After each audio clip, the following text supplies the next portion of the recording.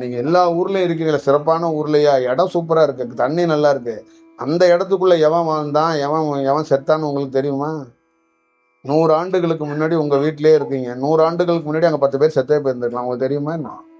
500 ஆண்டுகளுக்கு முன்னாடி அங்க ஒரு கிராமமே உள்ள போயிருக்கலாம், 3000 ஆண்டுகளுக்கு முன்னாடி எல்லாமே கீழே போயிருந்திருக்கலாம். இப்ப என்ன தெரியும்? தஞ்சாவூர்ல இன்னைக்கு இருக்கு. 2000 வருஷத்துக்கு முன்னாடி தஞ்சாவூர்ல இருந்தவன்லாம் எங்க போனான்? அவன் எல்லாத்துக்குமே என்ன ஆன்ம விடுதலை அவன் கொடுத்தான்? அதுக்குள்ளதானே எல்லாரும் வீடு கட்டிட்டு உட்காந்துருக்காங்க.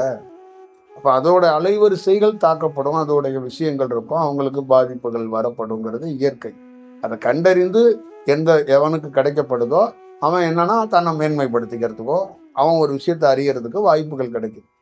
அவனுக்கு என்ன ஒரே ஒரு விஷயம் என்னன்னா, ஒரு தாய் தந்தை கல்வி ஏன் கொடுக்குறாங்கன்னா, அவன் பிறத்தை யார்ட்டையும் நிக்காம அவனே சொந்தமா நிக்கட்டும்னு கொடுக்குறாங்கல்ல. அந்த மாதிரி ஒரு ஞானம் ஒரு குருநாதர் தெரிஞ்சது எதுக்குன்னா, அவன் அவனுடைய வேலையை அவன் பண்ணிக்கிறதுக்கு போகட்டுங்கிறதுக்காக தான் கொடுக்க.